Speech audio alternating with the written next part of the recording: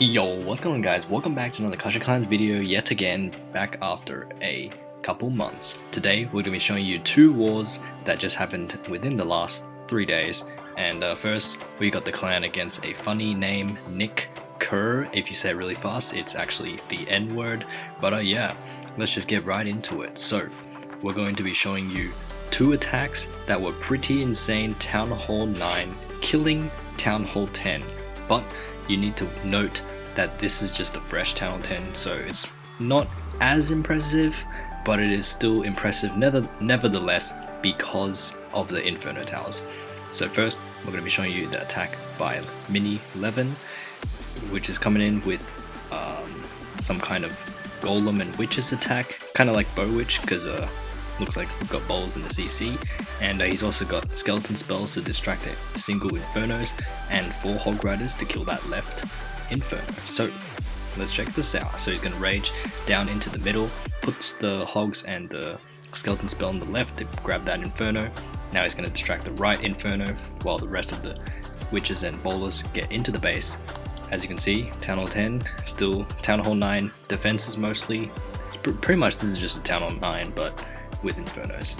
But yeah, anyways, so as you can see, these Infernos are in really annoying spots. So this base is going to be a little tricky for Town Hall 9s. So now I'm going to speed up the replay, and now the troops are slowly starting to die out, and you can see that this Golem right here finally manages to punch the wall, and its death damage causes the Inferno to lose some health. Golemites tank, and because there are a couple witches, it manages to spawn many skeletons, and the skeletons will come in to kill the Inferno. Pretty nice attack. Moving on to LOL's 55 versus another base with Infernos, very similar to the previous base, but this guy has OP cannons. Now check that out, I killed Expos with Zap. We're going to show that once more because it wasn't that, it was over pretty quickly. And here we go, kills the air sweeper and the Expos. Boom, no more Expos on this base. And now I'm going to use the heroes on the bottom right here, use the baby drag funnel, and we're going to do this so I can kill the queen and get the air defenses to provide some pathing for the Laloon. So this Laloon, I only have 2 lava hounds and a bunch of balloons, 32 balloons, because obviously if I bring like 4 lavas, well, the single Inferno is just going to roast them, so we're going to do tons and tons of balloons so it can just overwhelm. So we're just going to go 2 times speed because nothing really too much, like not much interesting stuff happens. But now for the Laloon, so freeze up the Inferno so the Lava Hound can tank for longer, and as you can see, anti-clockwise direction Laloon, pretty good. And look at how many balloons there are. Check this out, this base is overwhelmed. Look at all of those balloons coming in hot. Doesn't even matter the wizard towers because they're tanked on the individual balloons, and boom, G freaking G. And that was the 55th win streak after a break. And now we've just moved on to the next war, and I'm going to be showing 2 Zap Witch attacks. So here we go. This is a somewhat okay design, but I managed to zap on the bottom and the top while damaging the queen. Then, because they use E-Drag sucks as a CC, I will poison it and then put the log launcher and all the stuff on the right corner kind of, and now enter the base. Now the witches managed to kill the Electro Dragon CC, and now the log launcher is going to continue throwing logs into the Eagle artillery, and this base, pretty much Zap Witch is freaking OP. Check this out. Now the Queen and the Warden and the Yeti is coming in from the middle, while the King and some more witches are on the top. And now we're going to go 4 times speed, there's not much left in this replay. And boom, check it out. Completely crushed. Pretty bad. And now this attack again, Zap Witch versus a very stupid design. Now you might actually think that, oh, I've got single target Inferno, no one's gonna freaking Zap Witch me, especially with this, well, you can't even like get any value. You're only zapping pretty much the Inferno and that's it. Doesn't even matter, this base is freaking trash. Here we go again. The reason why this base is so bad is because there are these defenses on the outside where the golem can walk and then the witches can follow behind, and even if you put giant bombs on the outside, the golem just tanks, and the golem tanks again, and the witches are not gonna even die. And then the heroes and bowlers and stuff will go down through the middle and clean up while the witches are on the outside. Once again, more giant bomb explosion there, and this time over here the bowler actually tanks the giant bomb for the witches right there on the top. And yeah, look at how many skeletons stuff, with despite all these like high damaging stuff, Tesla farm, expos and wizard towers and stuff, it doesn't even matter. Just look at how many freaking skeletons. Then the Barb King tanks with the wizard tower, and freaking GG. Trash, get good. And now, 2 funny attacks from my friend Levin. Here we go. 150 wall breakers coming in hot to distract while a blizzard to begin, and the heroes pretty much clean up the rest. Now, he did this attack because obviously, just for fun, he doesn't really need loot, my friend Levin, and he's a Town Hall 13 hitting a Town Hall 11, so it's going to be very easy. Might as well do a fun and exciting attack. So, he's going to do the blizzard to begin, which is super wizards inside the blimp, and he's going to get holy value from this little center compartment, obviously because super wiz have the chains, which is like really ridiculous. Now, I actually beat this base too with blizzard, but doing La Lune. Alright, and E-Drag is alive, that's all good. As you can see, he's cleared out like 3 expos, 2 ADs, well I mean the ADs don't really matter because he's using ground.